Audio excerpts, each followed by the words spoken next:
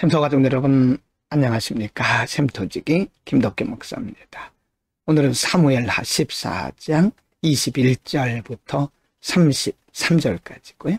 어제 본문 말씀에 이어서 암논을 죽이고 예루살렘을 떠났던 압살롬을 다시 예루살렘으로 데려오는 장면입니다. 어제 본문에서 우리가 상고했던 대로 이 계획은 다윗 자신의 계획은 아니었고 요압 장군의 계획이었고 드고와 여인이 그 중간에서 요압 장군의 부탁을 받고 다윗에게 가서 부탁한 결과이기도 합니다. 14장 21절부터 24절입니다. 21절 왕이 요압에게 이르되 내가 이 일을 허락하였으니 가서 청년 압살롬을 데려오라 하니라.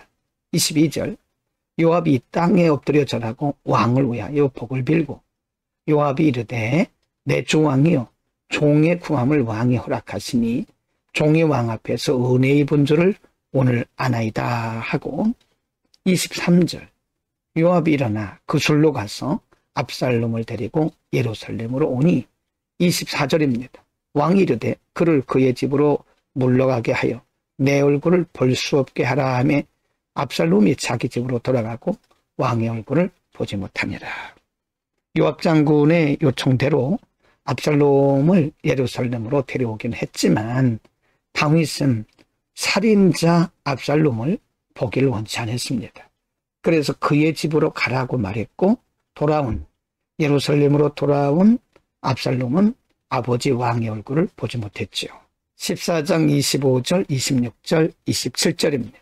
온 이스라엘 가운데서 압살롬같이 아름다움으로 크게 칭찬받는 자가 없었으니 그는 발바닥으로부터 정수리까지 흠이 없습니다. 26절 그의 머리털이 무거움으로 연말마다 깎았으며 그의 머리털을 깎을 때에 그것을 달아본즉 그 머리털이 왕의 저울로 200세겔이었더라. 27절 압살롬이 아들 셋과 딸 하나를 낳았는데 딸의 이름은 다말이라. 그는 얼굴이 아름다운 여자더라. 압살롬에 대해서 개인적인 신상을 그의 탁월하고 뛰어난 용모에 대해서 말씀을 하고 있습니다.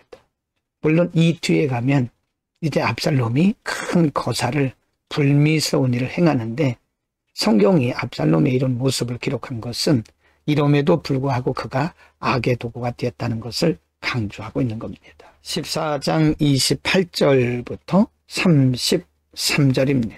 28. 압살롬이 이태 동안 예루살렘에 있으되 왕의 얼굴을 보지 못하였으므로 29. 압살롬이 요압을 왕께 보내려 하여 압살롬이 요압에게 사람을 보내 부르되 그에게 오지 아니하고 또다시 그에게 보내되 오지 아니하는지라. 30절 압살롬이 자기의 종들에게 이르되 보라 요압의 밭이 내 밭 근처에 있고 거기 보리가 있으니 가서 불을 지르라 하니라. 압살롬의 종들이 그 밭에 불을 질렀더니 31절 요압이 일어나 압살롬의 집으로 가서 그에게 이르되 어찌하여 내 종들이 내 밭에 불을 질렀느냐 하니 32절입니다. 압살롬이 요압에게 대답하되 내가 일찍이 사람을 네게 보내 너를 이리로 오라고 청한 것은 내가 너를 왕께 보내 아뢰게 하기를 어찌하여 내가 그술에서 돌아오게 되었나이까. 이때까지 거기에 있는 것이 내게 나으리이다 하려 함이로라. 이제는 내가 나로 하여금 왕의 얼굴을 볼 수 있게 하라. 내가 만일 죄가 있으면 왕이 나를 죽이시는 것이 옳으니라 하는지라. 33절 요압이 왕께 나가서 그에게 아뢰매 왕이 압살롬을 부르니 그가 왕께 나가 그 앞에서 얼굴을 땅에 대어 그에게 절하매 왕이 압살롬과 입을 맞추니라.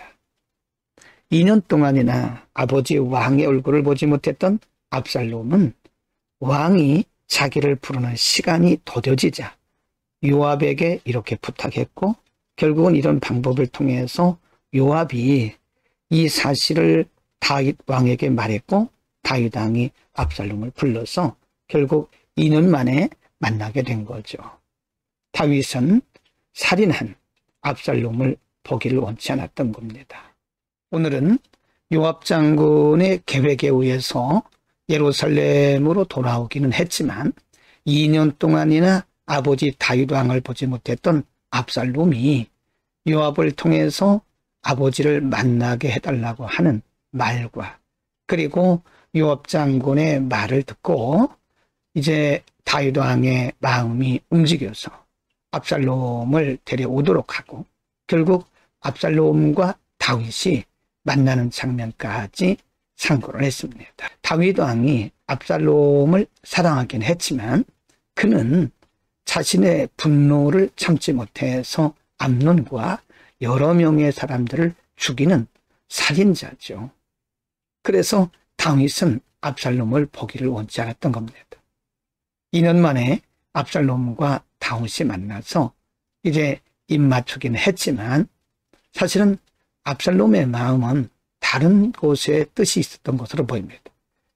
다른 본문에서 이제 우리가 상고하겠지만 그때로부터 압살롬의 마음이 다윗으로부터 멀어지게 되고 백성들의 마음을 선동해서 다윗을 떠나게 하는 악한 모습으로 전락하는 것을 볼 수가 있습니다.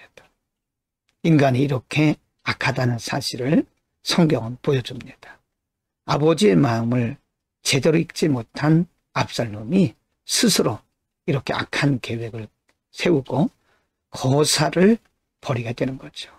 우리의 마음을 잘 우리가 점검하고 우리의 마음을 늘 지킬 필요가 있습니다. 기도하겠습니다. 걸어가신 아버지, 오늘 압살롬이 예루살렘으로 돌아오긴 했으나 그가 다윗과는 전혀 다른 마음을 마음속에 품고 있었음을 우리가 압니다. 우리의 마음속에 늘 성령 충만, 말씀 충만해서 우리가 하나님의 말씀을 벗어나는 일이 없도록 늘 우리의 마음을 지킬 수 있도록 은혜를 베풀어 주옵소서. 예수 그리스도의 이름으로 기도드립니다. 아멘.